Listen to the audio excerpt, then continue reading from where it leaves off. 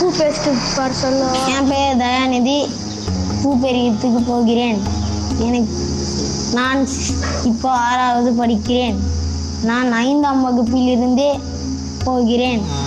நான் பூ பறிக்கும் போது ஸ்கூல் யூனிஃபார்மே போட்டுன்னு போயிட்டதுனால நான் ஸ்கூலில் வந்த பிறகும் என் ட்ரெஸ் மேலே ஸ்மெல் வருது. அதனால எனக்கு தலை வலிக்குது. எனக்கு இதுமாரி அலர்ஜி எல்லாம் வந்துடுச்சு. இந்த கை காலெல்லாம் வந்துடுது.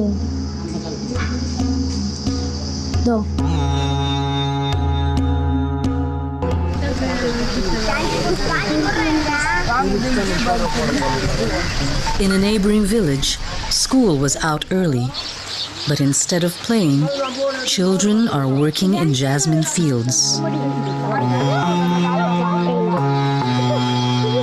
என் பேர் மாலதி. நான் நான் 7th படிக்கிறேன். என் வயசு 12. மருந்து வாசனை அடிக்குதில்ல. அப்புறம் பூவே பேச்சுன்னு இருந்து கண் வலிக்குது. பூ பெரியதுல கண் வலிக்குது, தலை சுற்றுது, வயிறு வலிக்குது, கால் வலிக்குது. பூ பெச்சிட்டு வர்றப்போ எனக்கு அந்த பூச்சி ஸ்மெல் நான் வீட்டுக்கு வர்றப்போ இருக்கும், விளையாடுறப்போ இருக்கும். அப்புறம் நான் மழக்கமாக இருக்கும். இது சோர்வாக இருக்கும். Children are more vulnerable to pesticides compared to adults. They breathe more air, eat more food, and drink more water per unit of body weight, leading to greater exposure in a pesticide-contaminated environment. But most farmers are not aware of the harmful effects of pesticides.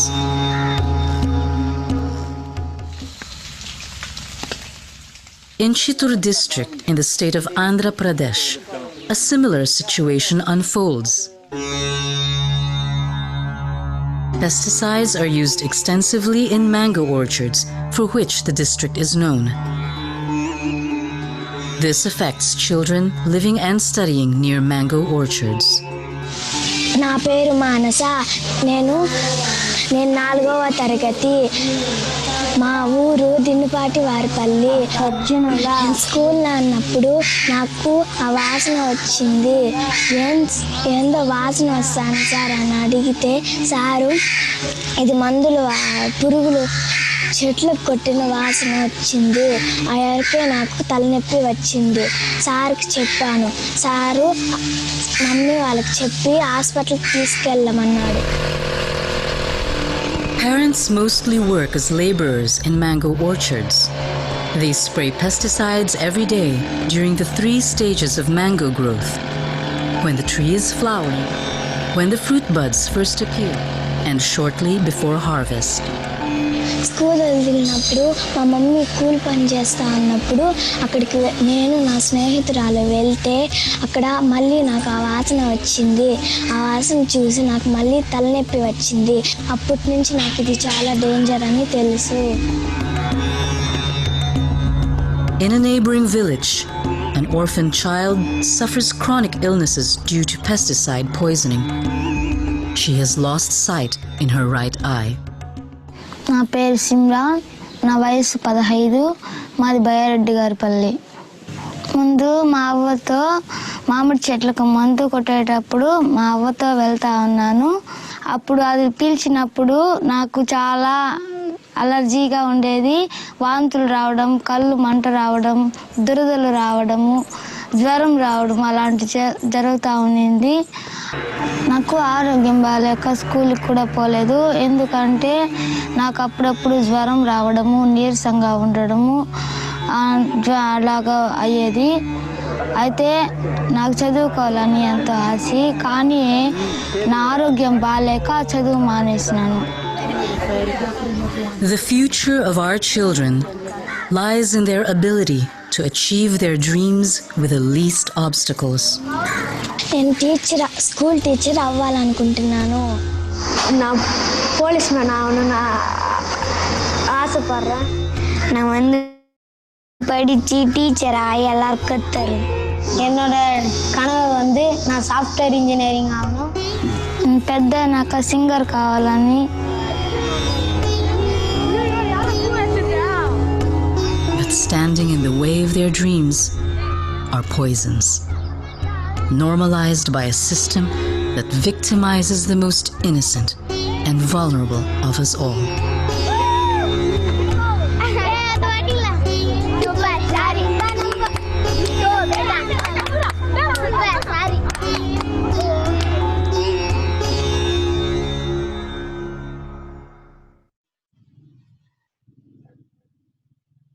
Okay, so that was the video.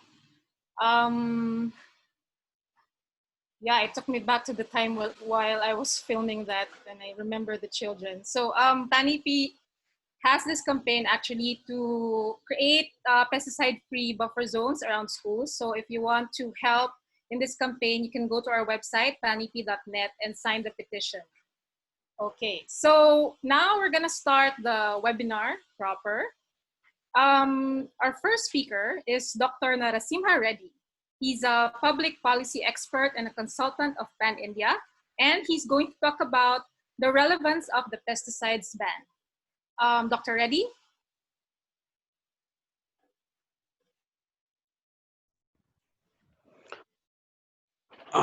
Thank you. I'll share my screen now.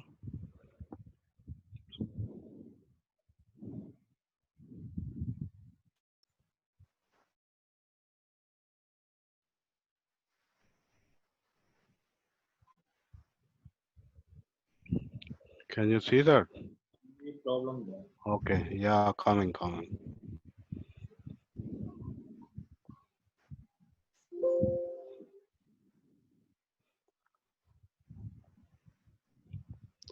Okay, Ilang, that was a very disturbing video you shared because our future is in contaminated and their future is a problem. Children are being affected. Anyway, coming to my presentation, I'll just fill in with details for some of you who may not have been looking at it. This year on 13th May 2021, proposing to ban 27 pesticides. And they have given a comment period of 45 days. That was until 30th June 2020.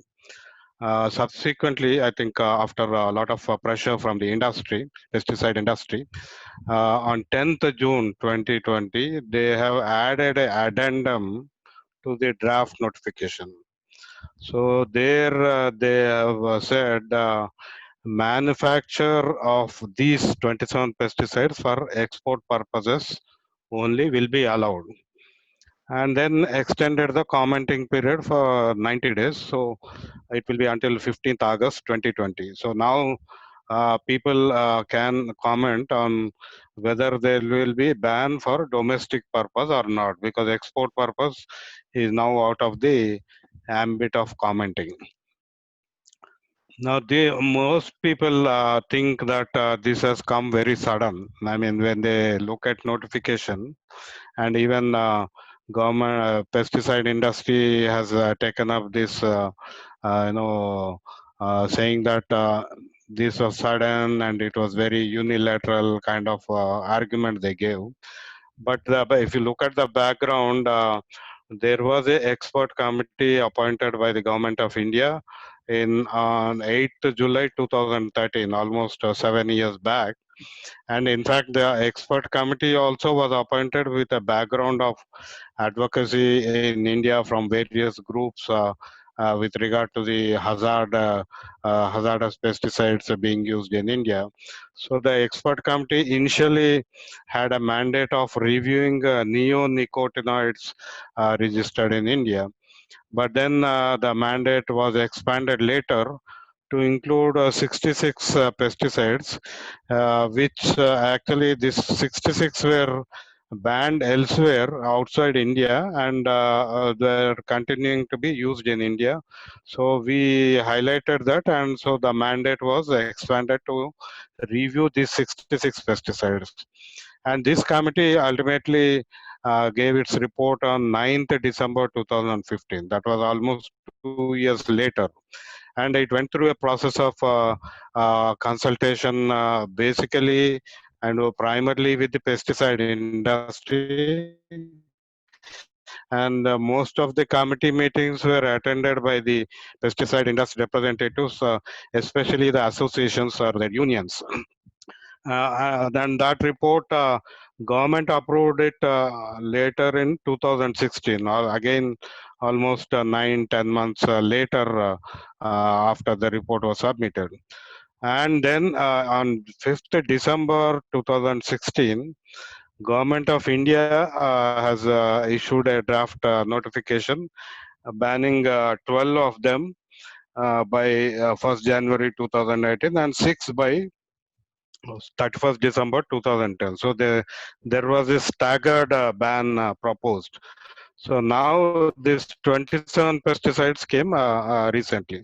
So there was a process which was followed, which was surprising. So and based on this expert scientific review, this decision was taken. Now, why this decision was taken is we are looking at four different categories of compelling reasons. One is food contamination and the burden which is caused by the pesticide residues in the food on the consumers. I think this is one big area. I'm sure other speakers are going to elaborate.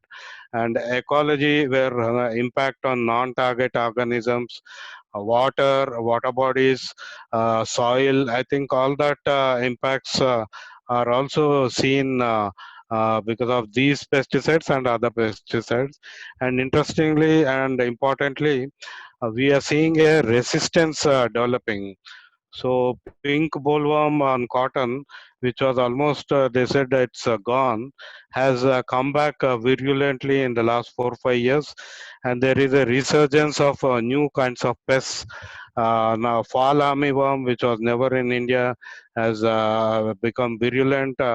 Then now recently we are looking at locusts, which are going out to new areas, and some semi-looper which used to come on sunflower crop has also started eating neem leaves.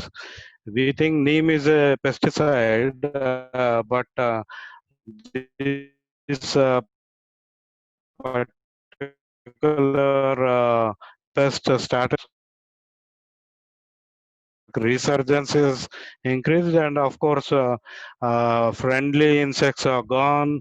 So there is a turmoil within the insect world, and that's a cause of concern. Now that's a detailed, I think, again, I'll not go into, but importantly, when you look at regulation, I think regulation since 1968, when the Insecticide Act was brought in, I think it has been very shoddy kind of regulation we are seeing. There are a lot of gaps we see in that. Conflict of interest we can see, where the regulation and the pesticide industry work together. There are many instances on that. And then still, because of pressure from farmers and others, state government at the state level, provincial level, state governments have banned some of these pesticides, like monocrotophos was banned by 4 states for a brief period. They can't ban for a permanently, but they can do only for a brief period. And importantly, FICCI, it's an industry body in India, they said exports, some pesticides which are registered only for exports, they are being diverted into domestic market, and it terms this diversion as spurious. So spurious pesticides constitute almost 25 to 30% of the pesticide usage in India, and that's said by the industry body. So we are looking very low, and increasingly problems which are being seen at the local level due to pesticide poisoning, they are not being addressed by regulation. Now business, of course, there are issues with business as well. So there is this constant market competition between the multinational corporations and Indian pesticide giants who want to gain market domestic shares and as well as international markets. So monopolies are increasing. That's a cause of concern. And then importantly, the export rejections. I think because of pesticide residues, Indian food exports to countries are increasingly being scrutinized by pesticide residues. And in the last 20 years, we have seen many rejections, and that loss is on farmers as well. Now, just to look at what the impacts, I think most of us know. Just to just to give you an overview, suicides are increasing because of relatedness of the Indian farmers, occupational and accidental exposures. Especially in the last 10 years, we are seeing farm workers, also very poor farm workers, are also affected. And because of these pesticide poisonings, I think the poverty among small and marginal farmers and farm workers is increasing. We are looking at impact on rural women and children directly. Our video, one of your video shows that. But we are seeing low birth weight or preterm birth weight, and even lack of blood in the lack of hemoglobin in the bodies of the women. I think we are looking at different kinds of impacts in the rural women, young girls and children. And in the last 10 years, we have seen fevers rising across India, especially in tribal areas where these ecological impacts are very high. And the body burden in the farmers and farm workers we have been documenting, and that is also increasingly becoming high. So I'll not go into those details. I think other speakers have the so I'll just stick to some of the industry related issues. India Dr. is now Reddy, the you have 5 minutes left. Okay, yeah, I'm just going to final. So the this Indian industry is increasingly becoming export oriented. I think this is a concern. If you look at the data from the Ministry of Chemicals, and 2017-18, we have trade surplus. So we are exporting more, and imports are very low. So I think this trade surplus is now being used as a positive feature of Indian GDP. And then the problem with the data itself is also one other issue. Just give you this graph, you can see 4 bars. The yellow one is the installed capacity. Then you have production, and then usage, and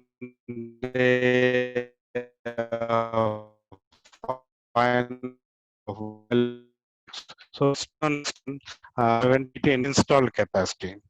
So either the data is a problem, or the exaggeration is there, or some happening where we are getting imports and they are getting exported through from Indian soil. I think this looks at, but overall we can see that export orientation is seen. And as I said, the B2B losses. So there are food refusals. So in one instance in 2015, when EU banned the grapes from Maharashtra, we had 300 crore loss on the farmers.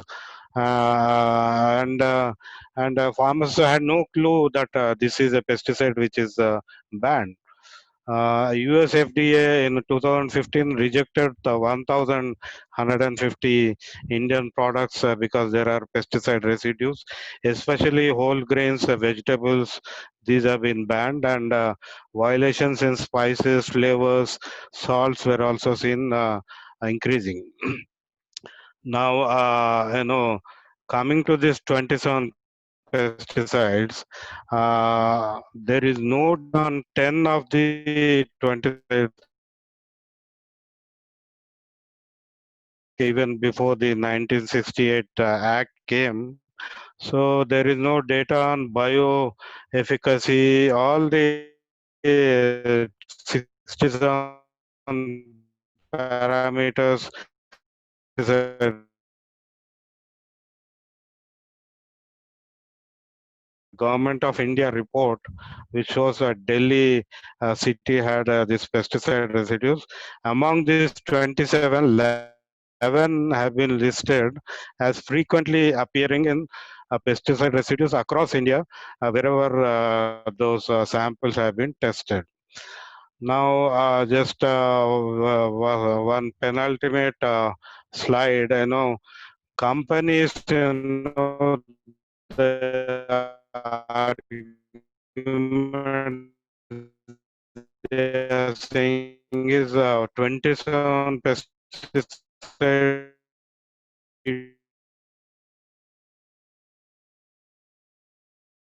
$14,810 crores. But then the same ministry said the overall output is 44,000 crores. Then PricewaterhouseCoopers recently, after this ban notification came, they said just 7 pesticides turnover is 5,000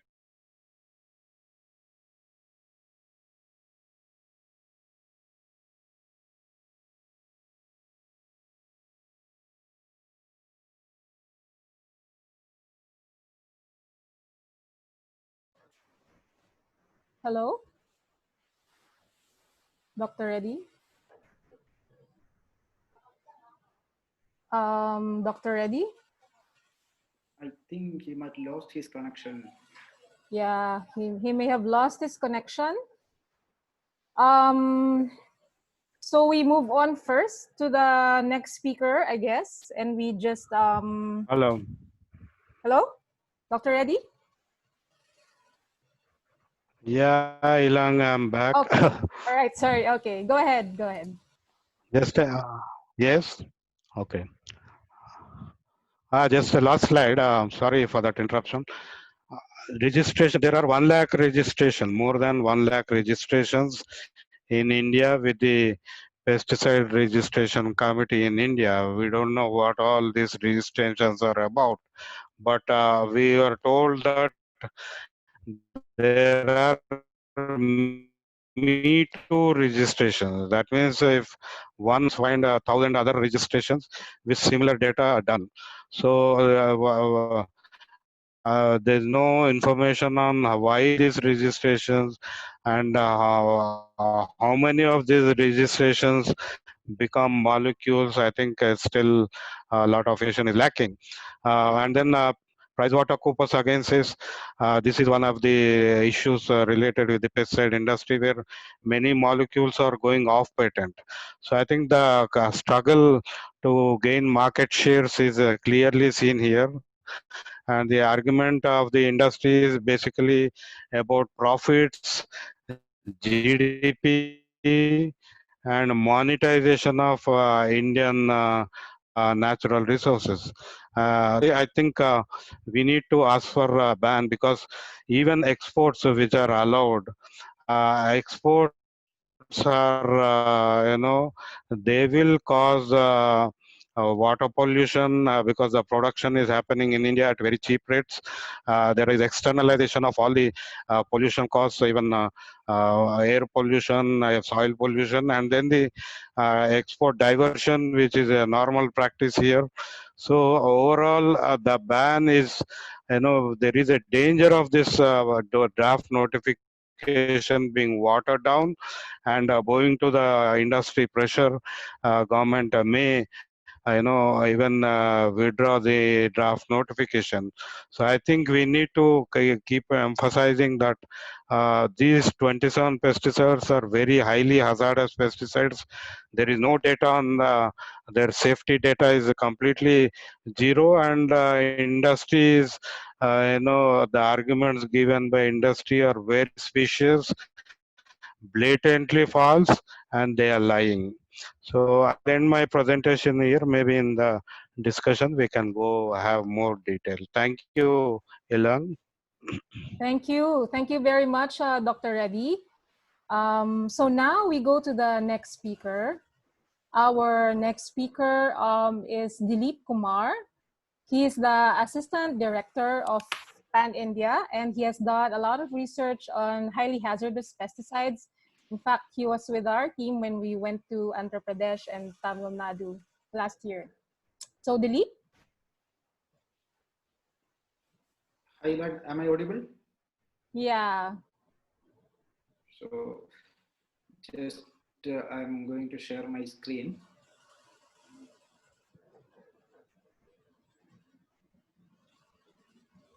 Okay, is my screen is, can you see the screen? Yes, we can. Go ahead. Yeah, okay. Hi all, good morning everyone. So here we go, the hazards of 27 pesticides which are proposed to ban in India. First of all, just have a look at the use type classification of these 27 pesticides. So we have 11 insecticides. Many of them are neurotoxins, being organophosphate, carbamates, and pyrethroids. Then we have 9 fungicides and 7 weedicides.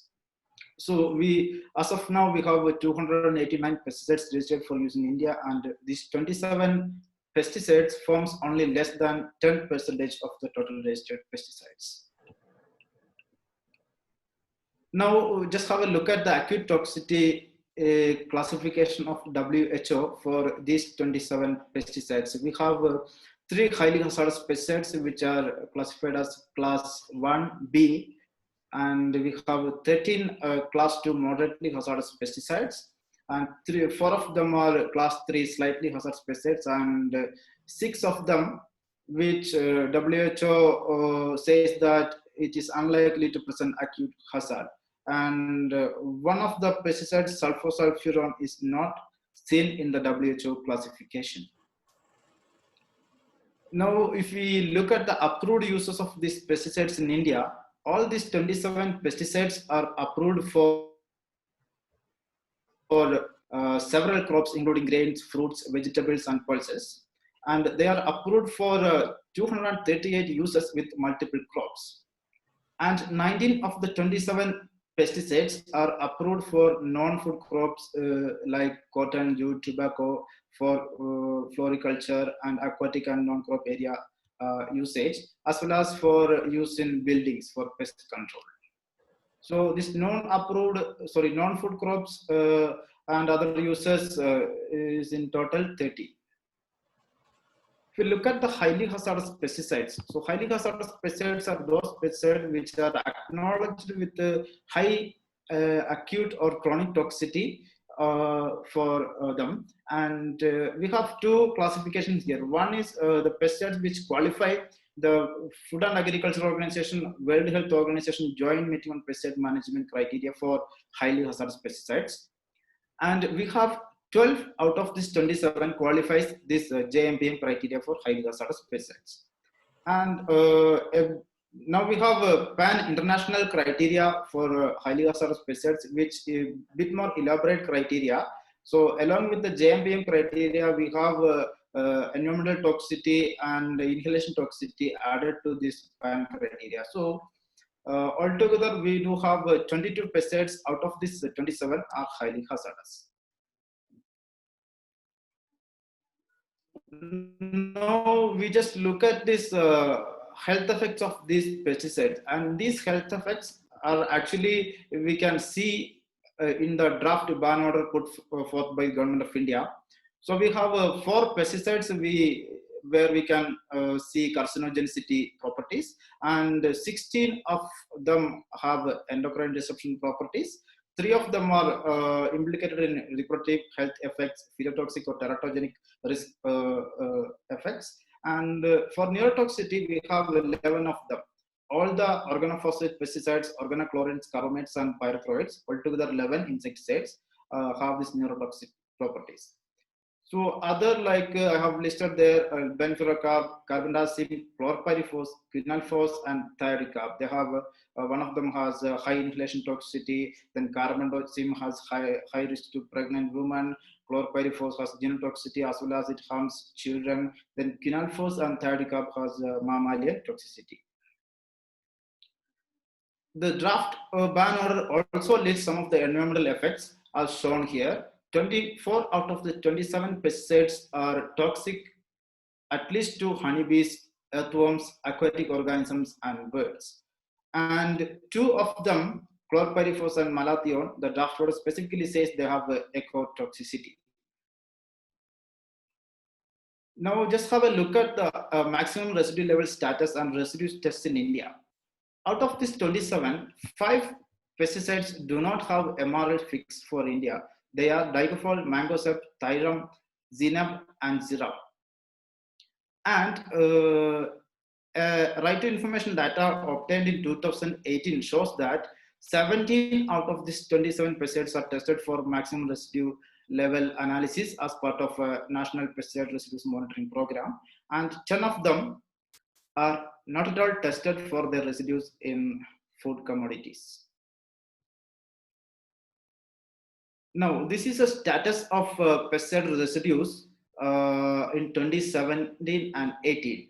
So the central sector scheme of monitoring of pesticide residues at national level conducts residue tests across India, and pesticides detected in residue analysis in this particular year, where we can see 9 of these 27 pesticides are represented. Interestingly, 8 of these pesticides are also detected for non-approved crops, which means the pesticides which are used for so many crops and so beyond the approved usage, and thus they are seen as non-approved pesticides. And many of them had residue levels above MRL, posing a risk to food safety. Dilip, we have around 3 minutes left. Yeah, sure, I'll be finishing. Now look at these regulatory gaps in India. These regulatory gaps were also included in the draft ban order. So 16 of the 27 pesticides are considered as deemed to be registered pesticide in India, and we have 16 deemed to be registered pesticides, which means they are not undergone the registration scrutiny process.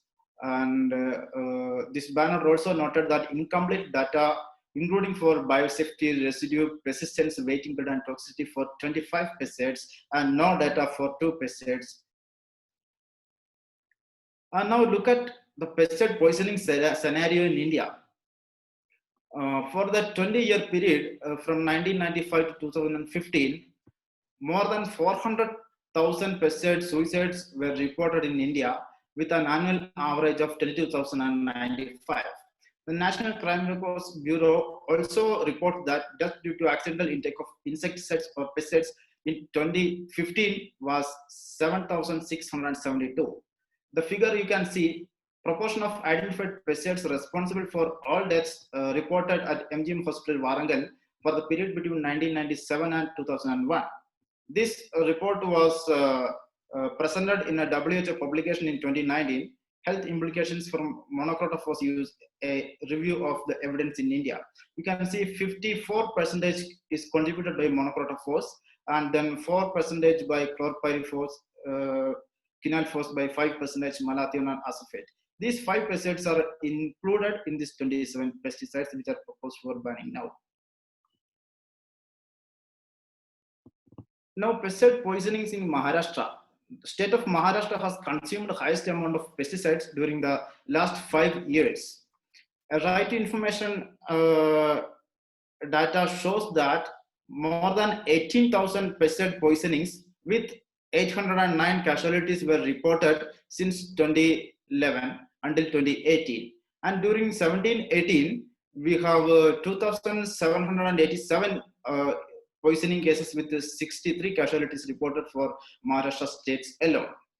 And in response to these pesticide poisoning issues in 2017, Government of Maharashtra has ordered a 6-month prohibition for 5 pesticides, which include monocrotophos and acephate, which are part of these 27 pesticides. Again, in March 2018, the Agriculture Department of Maharashtra has requested Central Insecticide Board and Legislation Committee, Government of India, to ban these 5 pesticides permanently, but I think no action has been taken. And later, Again, in 2018 September, government of Maharashtra has to ban these 5 pesticides as they were implicated in pesticide poisonings.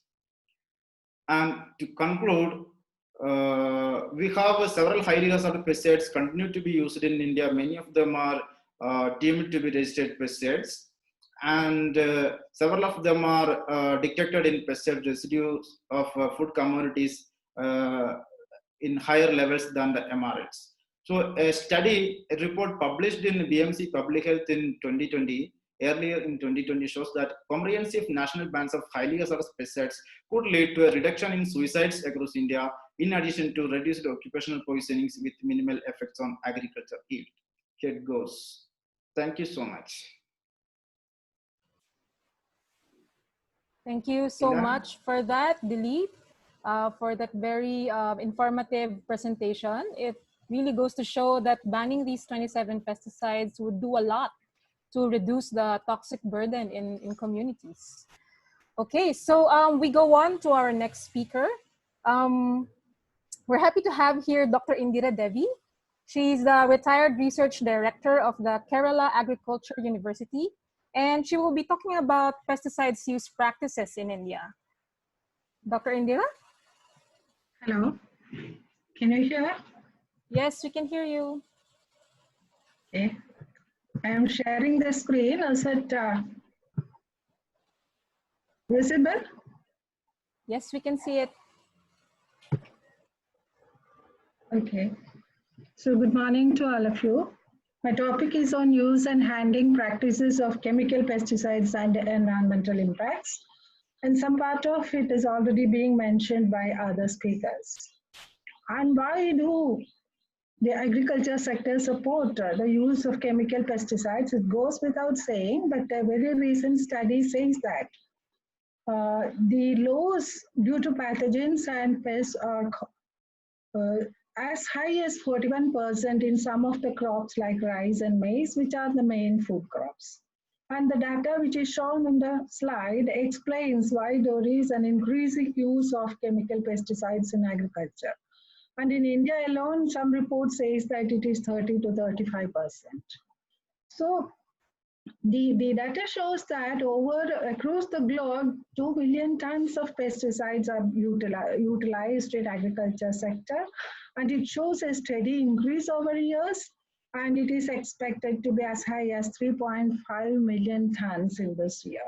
So agriculture sector principally relies on these chemical pesticides to ensure the higher yield, or rather to prevent the loss, which is as high as 41% as per the report which I have shown in the previous slide. But I just want to show you an interesting result from 2 major studies. There are other studies too, but look at this slide wherein there is a report in 1993 as the value of crop loss due to pest attack is less than the cost of treating pesticide-caused diseases of the farmer, which means there is no private gain by the use of the chemical pesticides in crop production.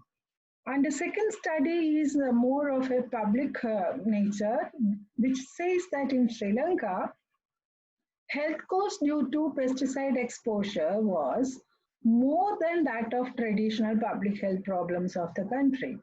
So if you look at the economics of pesticide use on a larger social sphere, you can see that there is no private gain as well as there is no public gain in most of these cases. But still we promote chemical pesticides with the argument that agriculture production will be at risk.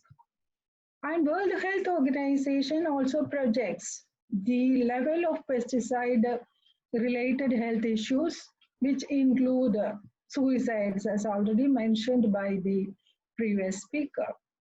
And unfortunately, as reflected in the initial video which we were watching, that majority of this health risk is in developing countries, obviously, and it includes long-term and short-term morbidity and mortality, accidental, occupational, and intentional. Now, what I want to do is to take a specific case of glyphosate, which is a weedicide, which of course is not listed in the 27 proposed ban list. But I have taken this as a special case because this chemical is believed to be very, very safe, which was introduced in 1974 and which is extensively used across the globe. And there was some debate on the health impacts. We know that when a chemical is registered, all the safety data is provided and approved. So we were very happy that such a safe chemical is there and it is extensively used across the globe. And there were some debates on the health impacts of this particular chemical, and it was debated again and again. And in March 2015, International Agency for Research on Cancer, which is a subsidiary of World Health Organization, stated that it is probably carcinogenic to humans and it causes genetic damage and oxidative stress in cells. And it is the proof through the experiments in the animals are sufficient and strong to make these conclusions. So this was something shocking to the whole scientific community as well as those people who are relying on this particular chemical. But again, there was the reversal of the stand by 2-3 major global institutes, and they said that it's unlikely to pose a cancer risk for man, and there is not sufficient scientific evidence to show that it is carcinogenic or mutagenic or toxic for reproduction. And they said that it may cause some grave damage to the eyes and can be toxic to aquatic organisms and nothing to worry on the cancer side. So this debate was going on, and based on the second view that it is not that harmful, EU even promoted this and the average daily intake, which is very, I use this in quotes, it's very interesting. Anyway, I'm not going to that part of the question. It has increased from 0.3 to 0.5 mg per kg body weight per day. But something very interesting started through a court case in the California court. A school groundkeeper, he said, I am diagnosed with a cancer and I have been using this chemical for the past 20 years and this is the cause of my cancer. I may be compensated. And this invited a lot of global discussion and interest. And the court said that it is glyphosate is a substantial factor in causing non-Hodgkin's lymphoma, which is a form of cancer. And court came into this conclusion through a very systematic and scientific approach, listening to 13 experts, which were presented by both the parties and based on epidemiological studies, animal studies, and mechanistic data. And we have 5 minutes left. Pardon? 5 minutes? Yeah. Okay, I'll be a bit fast. So this also, the court also said that it would this applies to future litigations as well. And finally, there were 95,000 cases across US on this issue. And in June 2020, Bayer came into settlement for $10 billion US as a compensation and related expenses. So this is something interesting in the sense we were believing that this was a very safe chemical, and there were all those studies while it was approved for release. After say 45 years, we say that it is causing cancer and it is very much detrimental to the humankind when all the damage is done which are irreversible and irreparable. And that is perhaps the same case with the endosulfan issue in Kerala.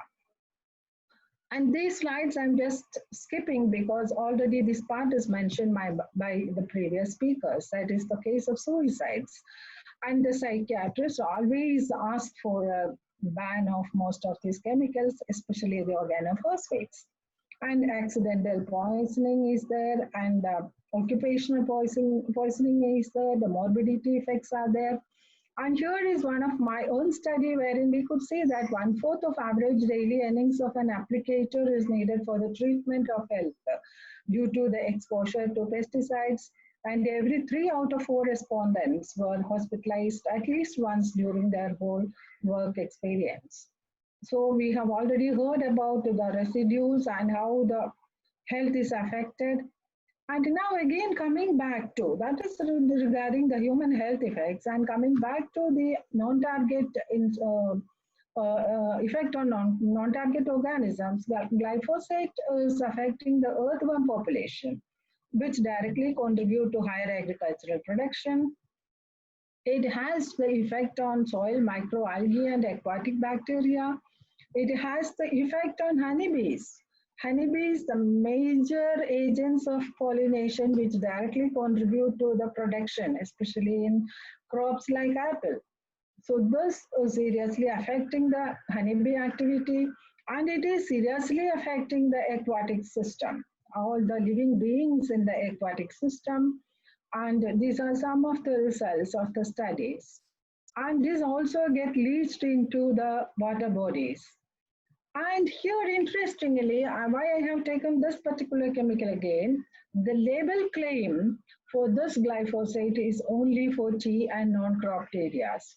So here again, we have to define which is a non-cropped area, but we know that it is extensively used in almost all the crops. And that is the situation in many of the developing countries. And here, if you try to link it with all these US studies, and the outcome is based on the condition in the US where there is scientific practices which are strictly followed perhaps. But in conditions like developing economies where from the very beginning of the production unit till the farmers use it, there is unscientific handling practices and imperfect knowledge, or the correct knowledge is not there even in the choice of chemical, the concentration of spray fluid, method of time of spray, disposal of empty containers, and with all these unscientific practices, the net effect will be much, much more disastrous. That is what I want to say. And what can we do? So it is high time that we push the non-chemical alternative methods of pest control. And in that case, we have to promote or facilitate commercial production of green alternatives, especially in the case of botanicals and microbes that are extensively used in plant health management. And there is already a move towards organic management. And plus, we should have a trained and licensed pest management operators, and it can be used only under extremely required conditions under professional supervision. And that's what I want to say. Thank you so much. I don't want to further take much of your time. Thank you very much. Thank you very much, Dr. Indira. That was very useful. Talking about the environmental effects also of pesticides. And I also saw with my own eyes, the conditions of use of pesticides in India, where the farmers only have cloth to cover their faces. Okay, so we have our next speaker. Since we already talked about alternatives, our next speaker is an expert on agroecological alternatives. He's Mr. Dilip Kumar. He's an organic farming and horticulture consultant. And we are happy to have him with us. Anup? Hi. Yes. Can you hear me? Yes, we can hear you. Yeah, I'm very good. So I'll just start speaking on whatever our previous speakers have spoken. They all have insisted that these chemical pesticides and chemical weedicides or whatever we use in agriculture are to be banned. I support that because my viewpoint is, do we really need that, or do we have an alternative natural method of controlling the pests, whatever we are trying to address? So that is the point of my discussion, because I had been practicing this organic farming in large farms here in Tamil Nadu, Karnataka areas. And without a single spray of any sort of chemicals, we were able to achieve the results what is required, or in fact better than what is normally noted or normally recorded. So that means initially you may not get the same type of results whatever you get by chemical spraying, but ongoing days, like maybe the years, second year, third year, when you don't use any sort of chemicals, the farm itself will take care of its management if you do it efficiently. So that is the plan of organic method, and without any harsh chemicals, we can control the pests. Basically, if you know what the pest is coming for and why is it there, and what are to be protected from our side, then definitely we can manage the pest without using any sort of harsh chemicals and environment like poisonings to last a longer time. And that basically is like the pest. If you know, pests are insects or any sort of organisms which is coming to distract our normal farming. And why, if you know why they come, then we will know how to address it. They come because of our the abundance of availability of all the things what is needed for them. So if we discontinue this monoculture method, if it's possible, then we can reduce the need of harsh chemicals.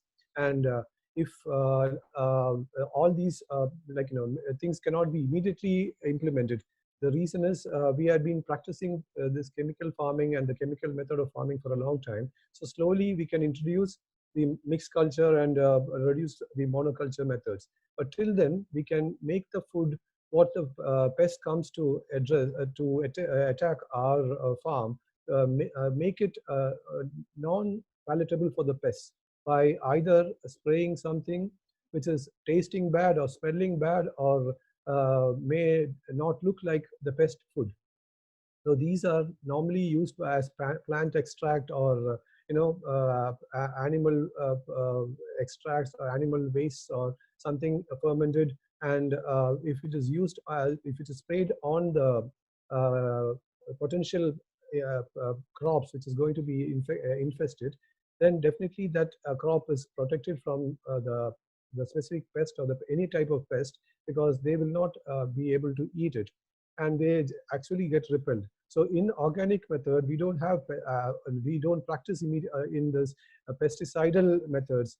We'll be using pest repellent methods, which will also in a few days of time, it will degrade and become a part of the ecosystem. So there is no poisoning of these of the ecosystem, and the residues are not remaining there to pollute our water bodies or create all these disasters what this non-organic farming had been giving to the society for the past so many years. And so basically we use plant oil, which is commonly used as a neem oil as one of the repellents. And neem oil, then there is a pongamia oil, and these two repellents can be either used separately or together. And if it has to be emulsified using natural soap, that is Sepandus soap nut is used as a emulsifying agent. And if it is sprayed onto the plants, at least for a week or so, the plant will be protected from the pest attack. And the other thing is, like, if you use this, the concentration is more, that means you are going to kill the plant. So the quantity is very, the required is very less. And that means you can cover a larger area with small quantities. So that way it is economic. Then this organic farming and natural farming and all those things, like even during the Vedic times itself, this sort of methods were practiced using farm available materials like cow-based, cow-based things or plants which are smelling, which are tasting bad, which are not eaten by animals or insects. All those things, they use their juices and extracts to spray on the plants or crop, and that is formulated in a clear manner in the records called Vriksha Ayurveda. It's called Vriksha Ayurveda, means tree Ayurveda. So in that, all these formulas had been already made by our forefathers. the Panchagavya or Jivamrita or 10-leaf extract, 5-leaf extract, all those Agnihastra, all these things were already specified, and our forefathers were using eco-friendly pest management in the ancient days. And when we resorted to chemical farming, everything went out of control, and we can see the hazards, whatever our previous speakers spoke, that the hazards are unnumbered, and it cannot be compensated by any sort of method. We have to resort to organic methods only. So these why you can see, like in the pests, whatever we are attacking now are mostly vegetarian. All are vegetarian. They come to eat the vegetation. So the predators are non-vegetarian. So if we promote the non-vegetarian insects in our farm and field, then they will take care of the the pests in a big way, so that our headache of managing them will come down. We should promote the growth of the predatory birds, like insectivorous birds and insectivorous amphibians, reptiles, and all in our farm itself, so that we can control the pest in a big way. And why these are all now missing is because we have extensively used such bad chemicals which they cannot tolerate, and they are either killed or they have left the space. So that has to be brought back, and that is possible when you use an organic farming. You can see all these returning back, and our headache comes down. A simple example is, like, if you have aphid attack. Aphids are like the insects which suck sap out of the farm of our plants, and the ants support it. But when we see that if we start spraying harsh chemicals or harsh repellents, then the predators, the ladybird, which is the predator for aphids, will also be repelled, and we will have the whole headache of chasing the whole thing on our own.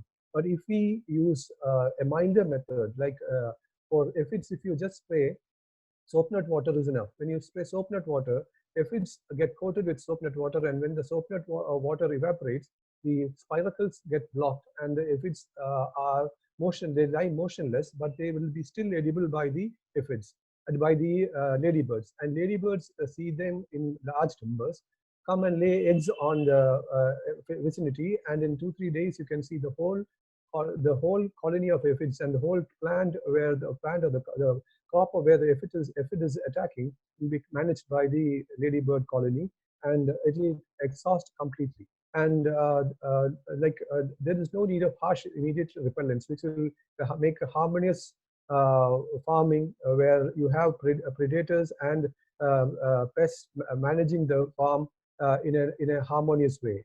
And if there is abundance of these ladybirds, and ladybirds are also being controlled by another set of insects, that assassin bug and other sort of damsel bugs and all of that. I'll show you the pictures after we finish talking. All these things are available in the farm, and even on a terrace garden itself, these things come by itself, because when you don't use any sort of harsh repelling chemicals, these insects crop in, they walk in, and they will stay and colonize our garden. And the same thing can be used in a small scale or large scale. And the other thing, the indicator for telling it is a pest-free garden, the praying mantis. If you have praying mantis around, which will eat a lot of insects in our farm, praying mantis is an indicator to show that there is no chemical usage. If there is eggs of praying mantis seen, then you can make sure that the farm is not sprayed with chemicals at least for past 5-7 years. So that is also, praying mantis can be encouraged.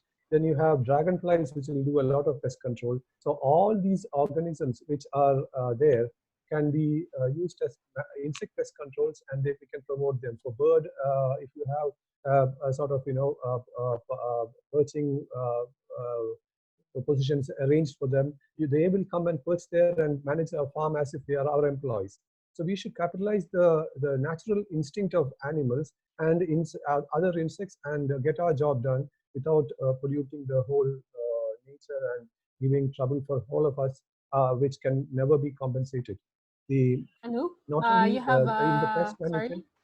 Anu, sorry, yeah. You have 5 minutes left. Sure, I'll make it fast. And if you see, like, for there are fungal attacks and other microbial attacks like the nematode attacks and all. For these, we have very good, microspores. Like for fungus attack, we can use the 2 spores of Trichoderma and Pseudomonas. Then to control that, and even neem oil also retards fungus, and some baking soda also retards the fungal attack. Then pesticide, if there is a leaf-eating pest which is to be addressed, we can use Bavaria bacina.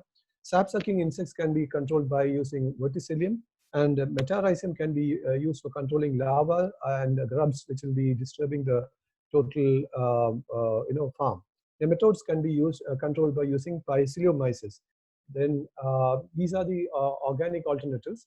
And for weeds, which our speaker earlier spoke about, weeds and weedicides, which are also a nasty chemical which is used for controlling the farm weeds. I feel we should look at weeds in a different manner. Weeds are cover for the earth, and our earth is like, our earth, Mother Earth is shy and do not like to get exposed to the sun. So we keep on undressing her, and earth is not happy with us because we keep on undressing the shy person. So we should allow it to be covered either by natural cover crops or by mulching with dead leaves or a shade of a tree. So the sun rays should not fall on the ground, so that the microbes and the soil population, soil micropopulation, and insect population, animal population, the soil will be growing and the soil will be rich. Okay. And when the mulching is there, we can increase the soil carbon content also by humus levels will go high. And for the weeds in that matter, instead of pulling out the weeds and destructing and plowing it together, it's better to do a top cutting alone, the clipping alone, and the weeds can be enriched by giving it a broadcasting of VAM, vesicular arbacilla mycorrhizae. It's a fungus which will have very good network in the bottom, and it will fix potassium, it will fix phosphorus and also micronutrients. So the weeds will be enriched with these micronutrients, and this thing we can clip the weed heads, and it can be allowed to decompose in the field so that nothing is lost from the farm. The field will be enriched by all those things. So indirectly, we can make all the things which is available naturally to work for us, and we can make our farming more efficient. So now I can, since the time is short, I'm not making it elaborate. Now we can see a few slides, or Ilan. Okay, Dilip Dilip will do show that. the slides. Yeah. Okay. You can run through the leaf first. Yeah. This is spider, which can control a lot of insects. This is the dragonfly, which will attack on a lot of insects and control our farm attacks. This is the praying mantis, very, very useful insect. It will control a lot of insect which is coming to attack our plants. Yeah, see, they are eating a moth which would have otherwise laid an egg, and we will get a stem borer, leaf eater, and all this. Yeah. This is the ladybird, the best friend of the farmer. This is a larva. All these together will control the aphid attack of the farm. Yeah. See the way it's eating the aphids. This is the mealybug destroyer, this is the destroyer larva, and without knowing this, we mostly kill it thinking it is a mealybug. You can see the difference on the next slide. You can see the difference between mealybug larva and mealybug. See the size difference. The mealybug is small, the mealybug larva is bigger. So instead of killing it together, it's better to watch what the mealybug larva does, and you will have that mealybug destroyer in your farm, which will help you in a big way.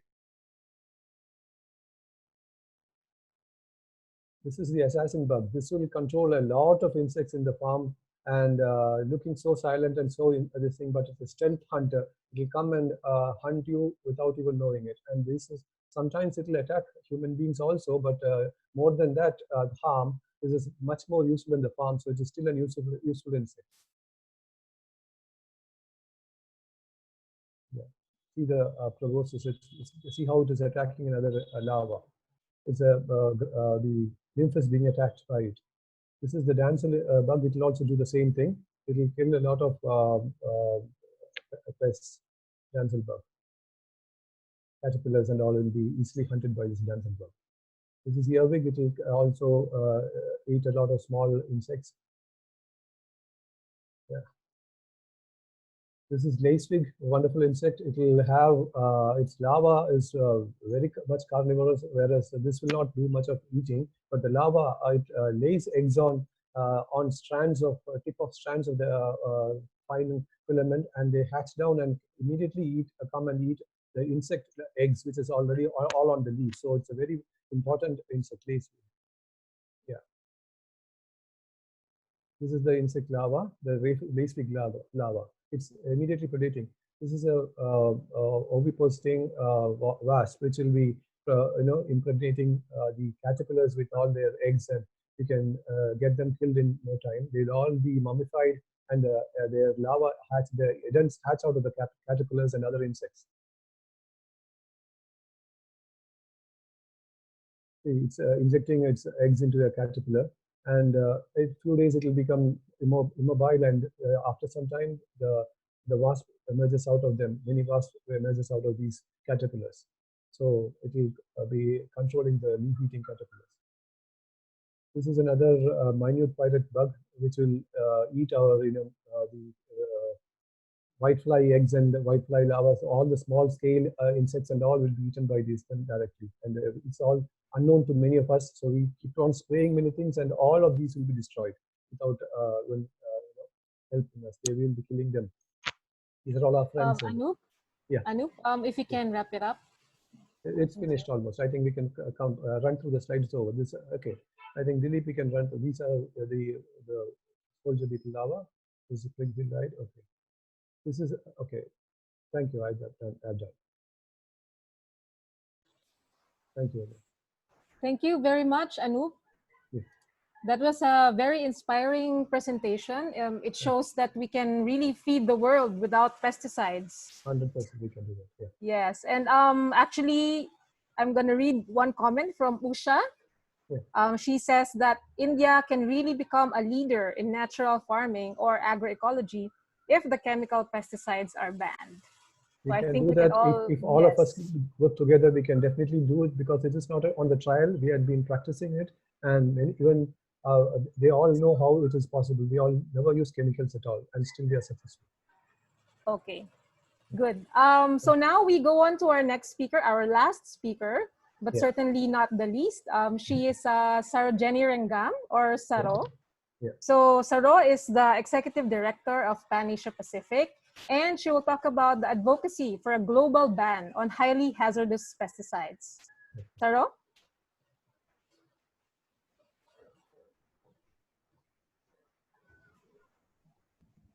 Hello, Saro. Hi, everyone. Okay, I have some a PowerPoint, and so I will share the screen. This will stop.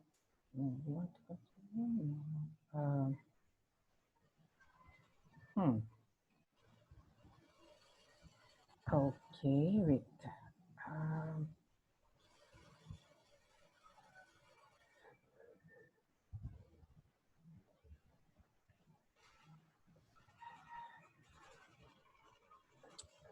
Okay, no, stop sharing. Wait, hold on.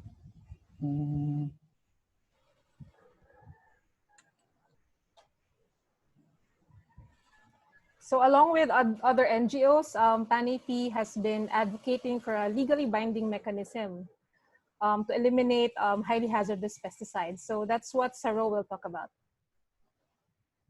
Okay, there are slides. Okay, wait, hold on. I don't know why. Yes. Okay, it's a bit slow. Getting used to it. Okay, thank you very much, Ilang, and I'm really happy to be sharing an initiative that we started, I guess, 2 years ago, more than 2 years ago. And some of the background about this is we wanted some kind of legally binding mechanism or a treaty that on highly hazardous pesticides. We have seen from the discussions earlier on that highly hazardous pesticides are a problem, both in terms of ecology, human health, and impacting children. And I think that is one of the problems that we are facing, not just in India, but globally. And particularly in those countries where, in the South, where there's a lot of pesticide use, but very little controls or regulations. Even the regulations are not being implemented. So that's the reality of how pesticides are used. So the global legally binding treaty is really, we thought, very useful to cover the whole management of pesticides. We wanted it to have a human rights approach. And actually the proposal for such a global legally binding treaty came from the UN Special Rapporteur on the Right to Food, Hilal Alva, and backed by the UN Special Rapporteur on Toxics, Baskut Tunja. And they actually recommended, they did a special report on pesticides, and they basically call or recommended that there be a global legally binding treaty on pesticides. And we are faced also the reality on the ground of the way that pesticides are used, horrendous use. And the video that Ilang shared, which she produced actually, really touches on how our future generations are being affected. And this is the reality on the ground everywhere. So why do we need a global treaty? One, as I mentioned, the failure of pesticide management at the national level in all countries. Countries are more focusing on economy, the economy of the country, the supporting industry, the political support for the continued use of these pesticides is so blatant in many countries. If you look at the US writing to Thailand and saying you can't ban glyphosate and those 4 pesticides, Paraquad, chlorpyrifos, because it's going to affect our production, our workers. So that's the kind of pressure you find being asserted by national governments to support their own industry. And it's not just the US, it's all those countries that actually produce pesticides. And we also have the failure of global regulation of pesticides. We have a code of conduct on pesticide management. It's a code, and nobody actually takes it that seriously. The other is the other conventions, which are very focused on a few chemicals, a few pesticides. So it doesn't cover the whole breadth and depth of pesticide use. We also see illegal trade. Even though the countries have banned pesticides, we are finding that they get into porous borders, like Cambodia gets dumped on by China, by Thailand, and Vietnam even. Those are the pesticides that cross the border without, even though they are banned by the Cambodian government. Then there's also double standards in exporting banned pesticides. As India, now the industry is saying, okay, we can stop the distribution at the national level, but we want to export, and that's big business.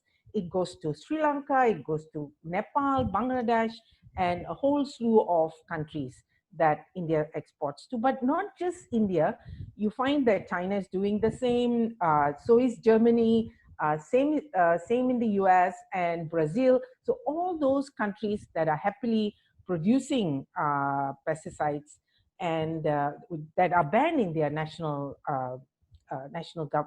by national governments in their own country are happily exporting these banned pesticides to other countries. There's also a failure of industry to manage containers and unused stock properly. So even though they are banned, they continue to be used. And containers are just burned, sometimes just thrown in the fields, and and that's a major problem.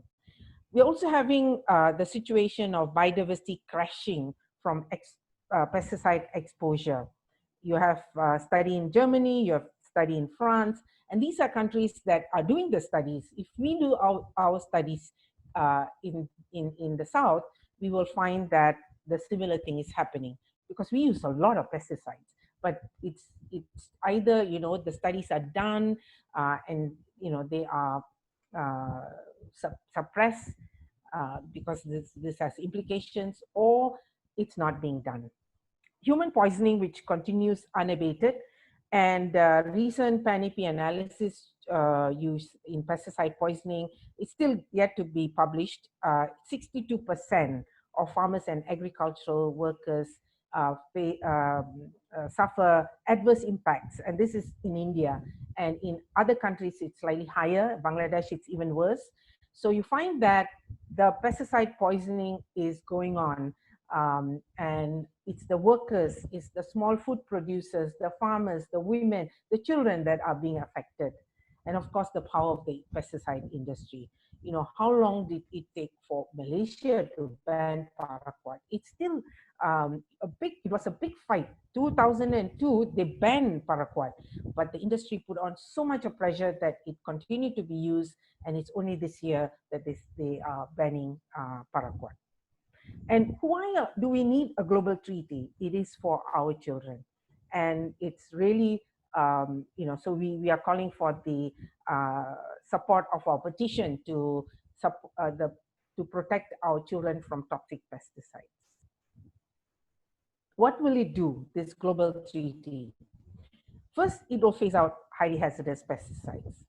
Second, we hope, you know, with the disappearance or, you know, the elimination of this highly hazardous pesticides, the promotion of agroecology will become more intensive.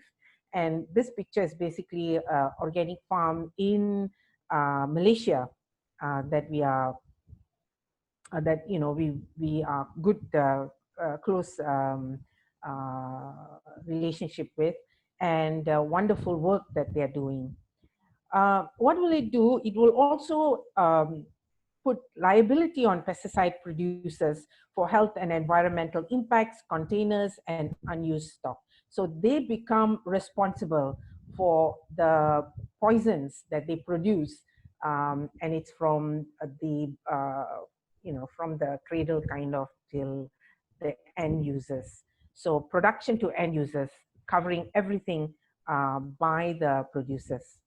And then remove double standards of exporting pesticides banned by that country. So if it is banned in the country because of human health and environmental reasons, then it should be banned everywhere else, even the imports and the production. So that's something that we are trying to push as part of the PAN campaigns.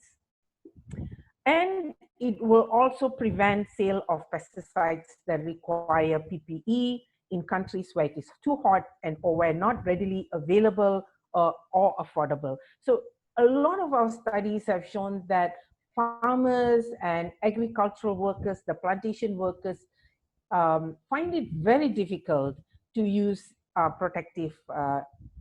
personal protective equipment because it's too hot. They say we can't continue our work. Either we fall down because of heat exhaustion, or we don't use this protection. Second is for farmers, it's not affordable. They can't even find it in the shops, and so it's either too expensive or it's not available, even if they want to use it. So that's the situation of the PPE, and we feel that highly hazardous pesticides that require PPE should not be registered for use in any of our countries. We're also calling for, and in the treaty should also have a global monitoring of impacts on human health, biodiversity, and environmental effects. The WHO pesticide poisoning report was in the 1990s. They did some work and some statistics are there, but this is, I don't know, more than 30 years. And nothing much has been done at the global level in terms of monitoring. Although PAN-EP and PAN International and all the other pan-regional centers are trying to monitor and provide some of these pesticide poisoning statistics and information and data. So we are generating the data, but the WHO is not pulling all of these data by institutions, together to come out with a global pesticide poisoning report or statistics.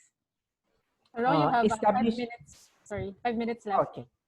Yeah, I'm almost done actually. Establish comprehensive national action plan. So the global treaty will ask all governments at the national level to come out with action plans to reduce, go into a progressive ban of highly hazardous pesticides, or go have an action plan to actually reduce and eliminate this highly hazardous pesticides. I just wanted to emphasize that there will be a report coming up next year. This was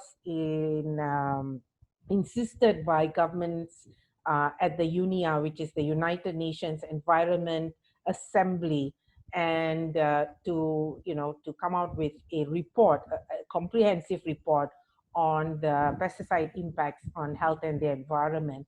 And we are looking forward to such a report coming next year, early next year. So that's something that we are also trying to provide information and inputting into it. Finally, PAN has developed a preliminary proposal. We have been talking to different UN agencies, and we're looking at different aspects and different ways of pushing this agenda at the global level. And so we are trying to get as whether it be a loan treaty or part of a framework proposal, we just want to make sure that this does not fall into cracks. It's not left behind. And so we are seeking support from everyone, CSOs, governments, countries, peoples, organizations, and we feel that together we can push this agenda at the global level. Thank you.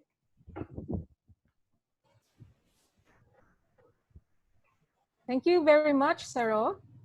So now we go to the open forum. We actually have a lot of comments going in, a very lively discussion going on in the chat room. But before the questions, I would like to read some of the comments from Susan Huffmans of PAN Germany. Thanks a lot for showing that non-chemical agriculture is already working and contributes not only to food security, but also prevents health harm and contributes to restore biodiversity. And Sylvia Malyari from the People's Coalition on Food Sovereignty says, thank you for this generous sharing. People in the countries receiving exported pesticides from India, I hope would call for a ban in solidarity with the Indian people and also to object to the use of these pesticides in their countries. We have a question from Dr. J.K. Suri. He says that there are a lot of advertisements on radio and TV luring farmers to use pesticides. Can something be done by you and all concerned experts to work on stopping such ads so that gullible farmers could be saved from ill effects, like a ban on ads for liquor and smoking? So anyone in the panel can answer the question?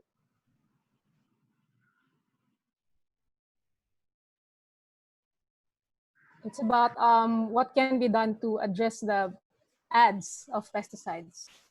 Actually, we did a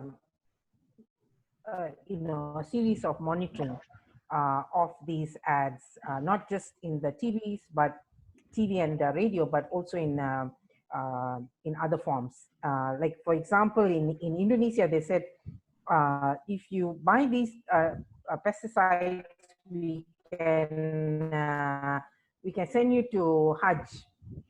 So it's like a lottery, and that's what they're doing. So how do we deal with this? I think one, we should start monitoring.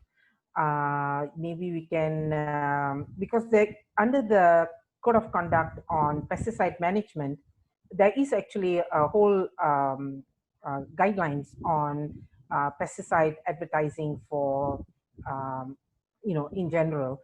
And so we can use that to monitor what's happening on the ground and continue to shame governments and, corporations, and maybe start to campaign for regulations on pesticide advertising. In Malaysia, actually, there is a very strong regulation on pesticide advertising in the TV and the radio. And even though it happens, they're very careful about what they can and cannot advertise. So, and we can always highlight and say, this is against the regulations, but also the pesticides board regulates the advertisement. So only those that are allowed can be advertised. So there are, ways to do this, but you need to have, it's easier if you have a regulation, and you can use the FAO code monitoring process as well to put in violations of the code to the FAO. I can just add something more to that plan. Go ahead. Yeah, government of Kerala, that is one of the Indian states, has recently issued an order that the companies should not approach directly the farmers and conduct demonstrations or studies. So one form of restriction is there, that advertising through directly approaching farmers and influencing their decision making is banned by this order by the government of Kerala. Yeah, to add, I think, you're right, ads mislead farmers. In fact, they promise a lot. When you look at the TV advertisements, they show you, even marriages are performed by the farmers who use the particular product. So there is a lot of a promise, which I don't think is related to the product or its use. So I think more restrictions are required. But anyway, ultimately we are talking of banning the pesticide. So in that sense, regulating ads is only a small step. The bigger step, I think, is asking for a ban, complete ban. Okay, thank you for your answers. We have another question from Selvakaran Devasayan.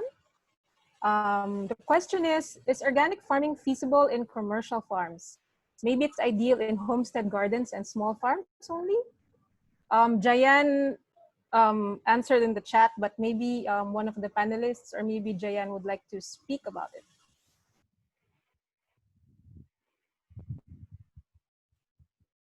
You want Jayan or the panelist? Jayan, would you like to respond to that?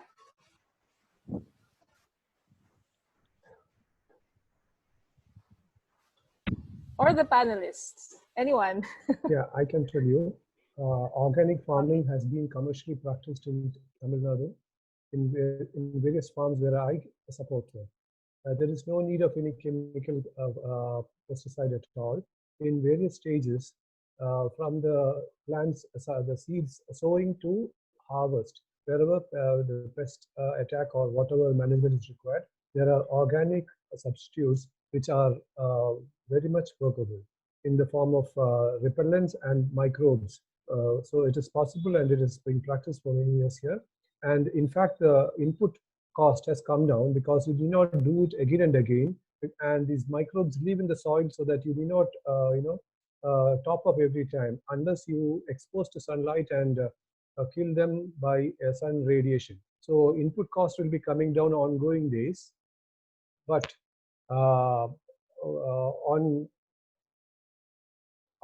like after some time, your the pest will definitely be controlled. So organic farming is possible, and organic it is commercially possible, and it is working here without any issues.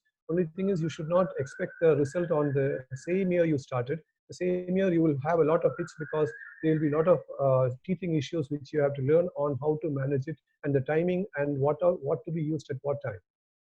So it's possible. So the answer is possible. Yeah, Okay. but interestingly, Lang, I think 20 years back, when we were working with organic farming, now we are talking natural farming. The argument then was organic farming is possible only in big farms. And the question was, will it work in small farms? So Yeah. now it has reversed. But Reversed. organic farming, I mean, basically natural farming can work everywhere. Not certified farming, but natural farming can work everywhere. I think that's the experience. It's not even a wish we are talking about. It's possible. It's possible. Okay. Thank you very much. Good. We have another comment by Varsita Madichetti. Awareness to farmers about pesticides and their ban should be made at root level. Without this, pesticides use can't be stopped easily. And in relation to that, there's another comment. It's related, so I'm gonna read them together. By Sharadini Rath, who says that perhaps the most powerful way of persuading farmers to abandon pesticides is to show them with clear side-by-side studies that they will not suffer economic losses by doing so. A grassroots campaign based on such clear evidence, along with health and ecological impacts, can be successful. So does any one of you want to comment on those two observations about how to get our farmers to stop using pesticides?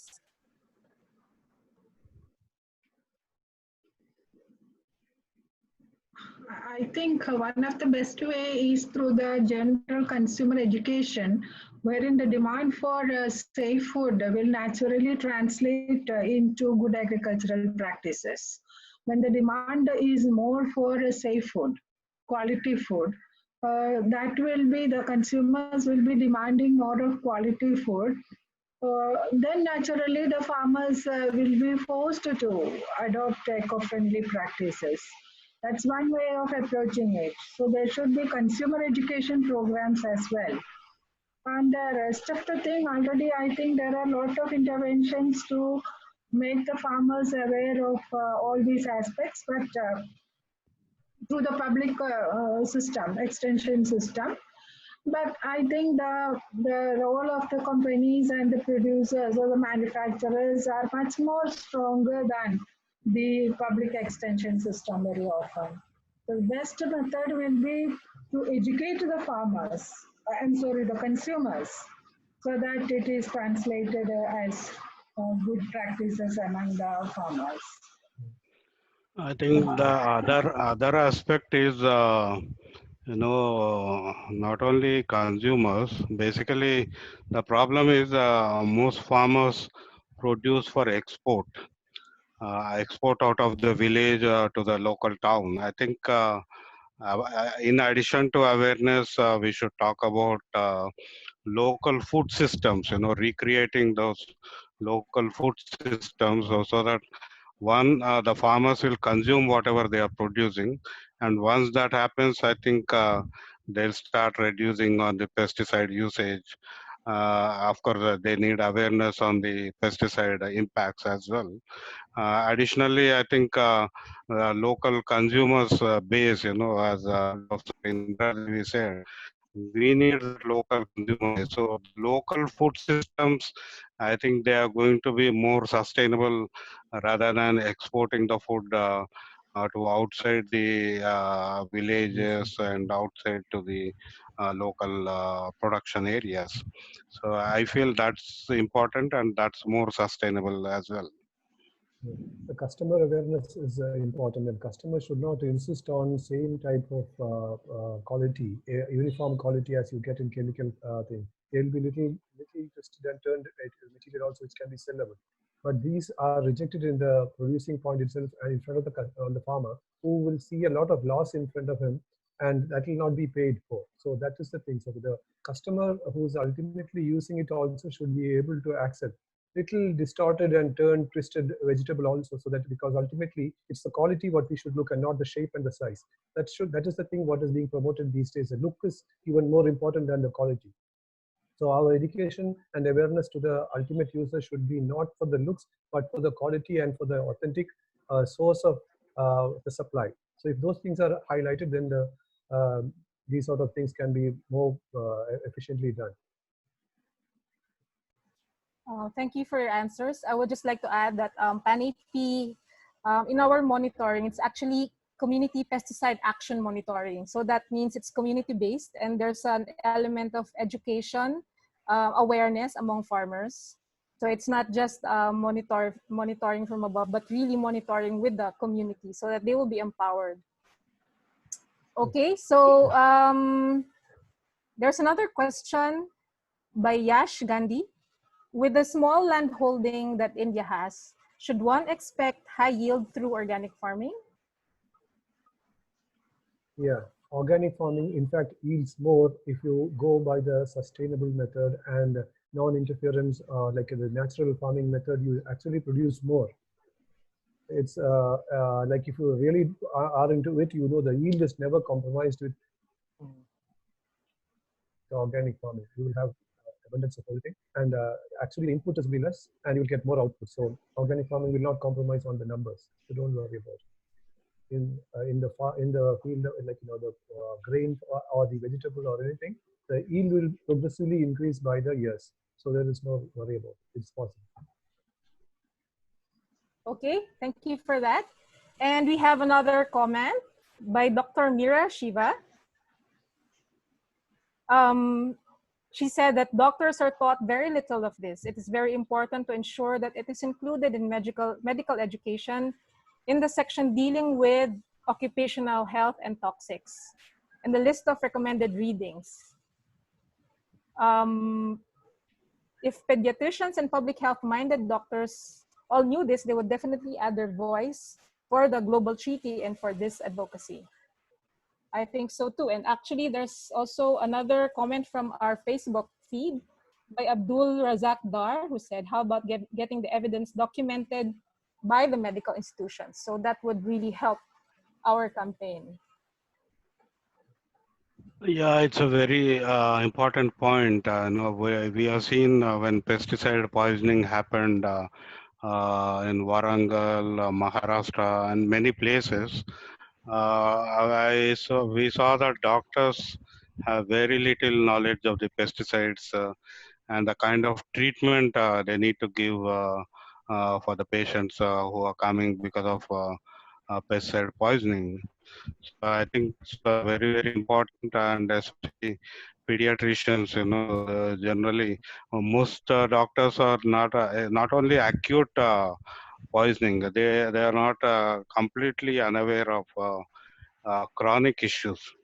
In 2002, when we had a discussion with the local medical doctors association, in one village we found 8 women who had breast cancer, and we asked the doctors what could be the problem. The response was, oh no, these people are unhygienic, they have tobacco, chewing, all these, they gave every other reason. And he said, what about pesticides? They long pause. They said, "Yeah, that could be a possibility." That's a kind of correlation they do.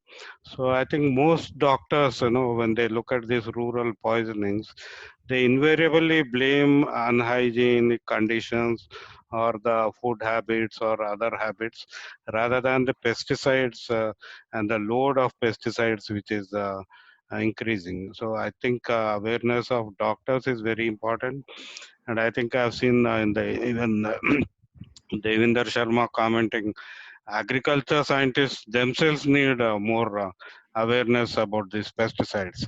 So I think apart from farmers, I think these are the guys who are I mean, not the gender, basically the persons. These are the people who require more knowledge, more awareness, so that they can start acting as consumers as well as those professionals. Okay. We have another comment by Devinder Sharma. He's here. Thank you for attending our webinar. He said that I think we have focused on farmers for long. Education of agricultural scientists and bureaucrats has been missing. So can anyone share about our experiences in trying to educate agricultural scientists and bureaucrats?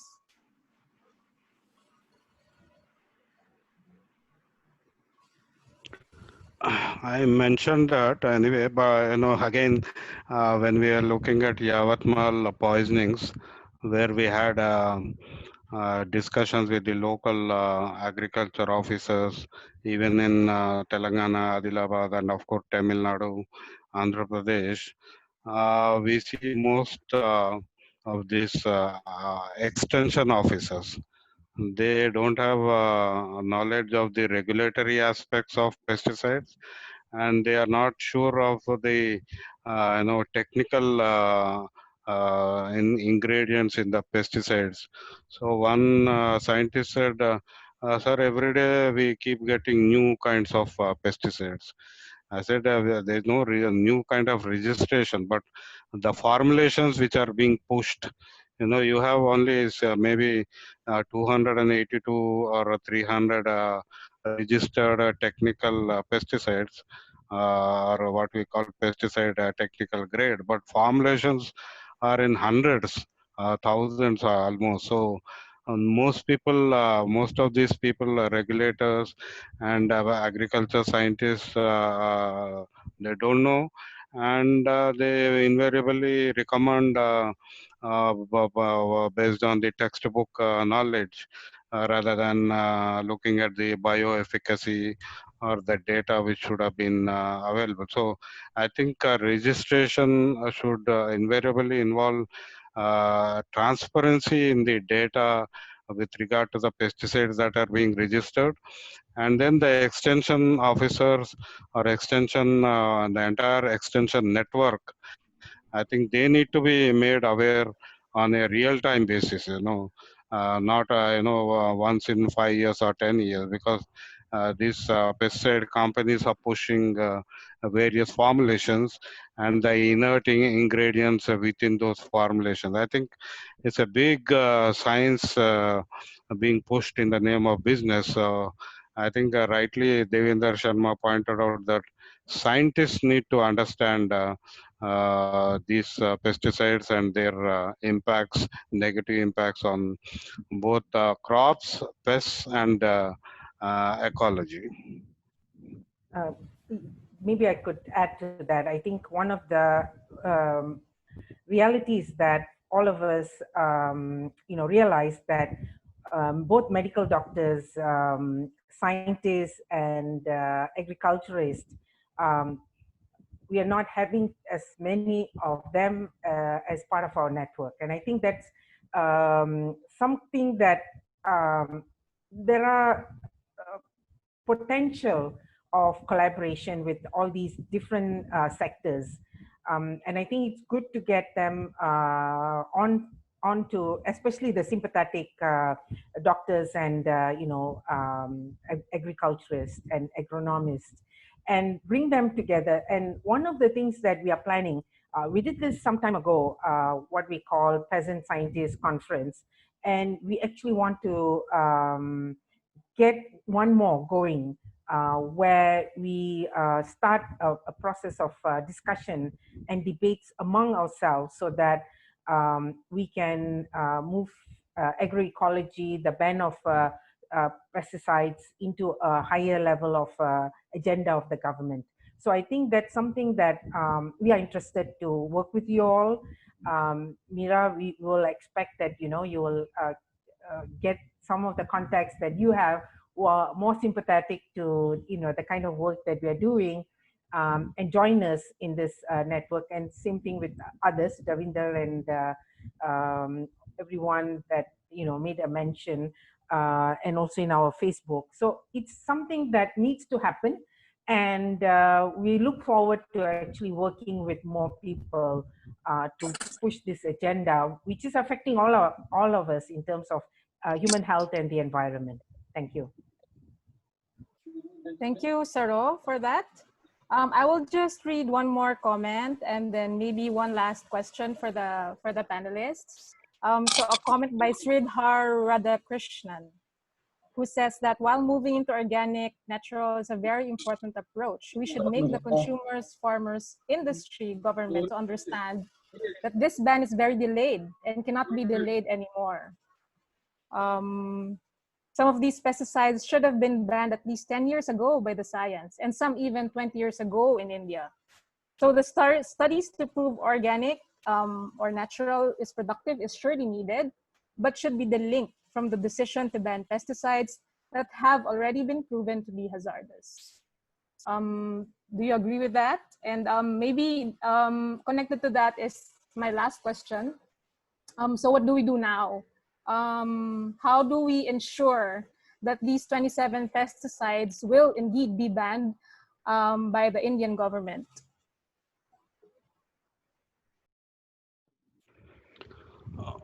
I think Sridhar's observation is right. You know, most it's always it's a delayed decision. So I think we need to speed up banning most of the highly hazardous pesticides. So among 66 which were listed almost 15 years back, now we are 18 are banned and another 27 are under draft notification. So that means 45, and still we have another how many 21 pesticides among the 66. And if you add the other pesticides, even including glyphosate, I think the list is very long. So we need to work fast. We need to work concertedly so that these hazardous pesticides have to be banned. Coming to this 27 pesticide ban notification, I think we have a date until 15th August 2015 to do comments and send out comments. I think we need to work together in sending as many comments as possible to the government of India to ban, because the pressure built by the pesticide industry has already yielded them the half the result. So exports have been allowed. So I think we need to also focus on how this addendum also need to be withdrawn. So we need to write more and probably increase our reach out to farmers, civil society organizations, doctors. You know, in fact, someone mentioned here in Orissa, doctors went on strike asking for a ban on Paraquad last year. So there are, it's not just environmentalists, not only ecologists. I think there are other groups, no, doctor, including agriculture scientists who are working on alternatives. So I think we need to bring all of them together so that we do more, make a more concerted move. So in India, you know, in Hindi we say और एक धक्का means for this 27, you know, if you want to push something off the precipice from the top of the mountain, you just give a final push. So I think this final push has come for these 27 pesticides. So और एक धक्का लगाओ, at least this 27 we will never see them again. So I think we need to have a coordinated action on how we can do that in the next 30 days we have. Adding to what Dr. Reddy said, I think the regulatory system in India has to be strengthened. That I think we need to urge the government to review all the pesticides registered in India with the same criteria they used for assessing these 27 pesticides, like the long-term health effect or chronic health effect, environmental health effect, data gaps. And I think one of the bigger issue that have been in India for this pesticide regulation is that several pesticides or almost all pesticides have not been reviewed periodically, subject to global information and scientific facts coming on the issues of pesticide use and its toxic effect. So I think a periodic review has to be there, which assess each pesticide for their toxicity, their environmental effects and suitability for using in the Indian climatic conditions, where we can see that most pesticides, they recommend to use personal protective equipments, but in reality, the climatic conditions or warm weather doesn't allow farmers to or workers to use this personal protective equipment and work with pesticides. So in that sense, I think we need to go with the International Code of Conduct on Pesticide Management. What it says, the pesticides that require personal protective equipments, but the local climatic conditions doesn't favor that, then such pesticides need not be allowed for use in India. So I think in that respect, what we need to urge that Government of India really needs to go with reviewing all the pesticides, considering the conditions of use and all these facts of toxicity, poisoning issues, farmer knowledge, and also the global trade on food commodities, where we have seen several consignment has been returned due to the presence of pesticide residues, which makes our farmers are not able to access the international market for their produce. Thank you. Thank you very much, Dilip. We actually have a suggestion from Dr. Mira Shiva, is to make the brand names public. Education under generic, usually our education is under the generic names and not the brand names. So the list of the HHP brand names and their manufacturers should be made widely available, starting with the 27 pesticides.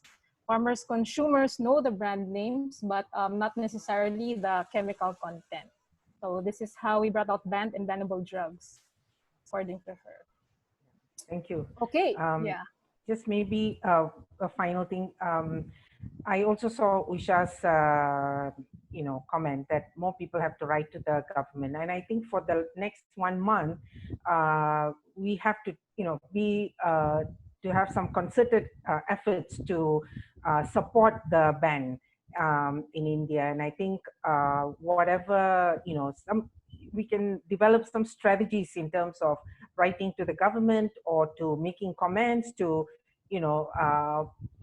highlighting the impacts of some of the pesticides, the pesticide poisoning cases. So I think we need to have a concerted effort to, in this 1 month, during this period of comments, I think we need to make those comments. Second, I think as Mira and Dilip and others have said, it's a long-term process of efforts to ban or progressively ban the highly hazardous pesticides with the aim of eliminating them. And we need agroecology, we need organic farming to support us as we move this forward, that there are alternatives, there are feasible possibilities of growing food without pesticides and fertilizers and all the inputs that are being pushed by these big corporations. And so I think that will be the long-term impact. And thanks to Mira, she said she will join us. So we need more of different sectors coming in and supporting us as we move this forward. And I will keep people involved in the Peasant Scientist Conference that we are thinking of. But because of COVID-19, it will take time to organize this, because we really want to do a face-to-face discussion and debates and and create a whole new support network to move this agenda forward. Thank you. Thank you, Sarah.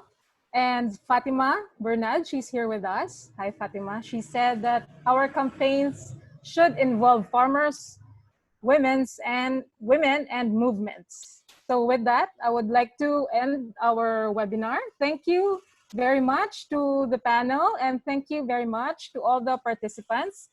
We reached more than 40 people. I think that's very successful for a webinar, and we hope to be with you in the campaign to ban 27 pesticides in India, and we hope that this ban will push through. That's it. Thank you, everyone, and see you. Yeah. Thank you. You can all unmute yourselves and say hi and goodbye to everyone. Bye. Thank you very much, everyone. There's a lot of friends here. Thank you so much. Thank you. Wonderful. Thank you. Bye bye. Bye bye. Thank you. Bye. Nice to see you, Ilang. Saro. Nice to see you. Yeah. Friends. Bye-bye. Yes. Fatima, Bye. Jayan, Bye. bye. Bye, Bye-bye. everyone. Bye-bye. Thank you.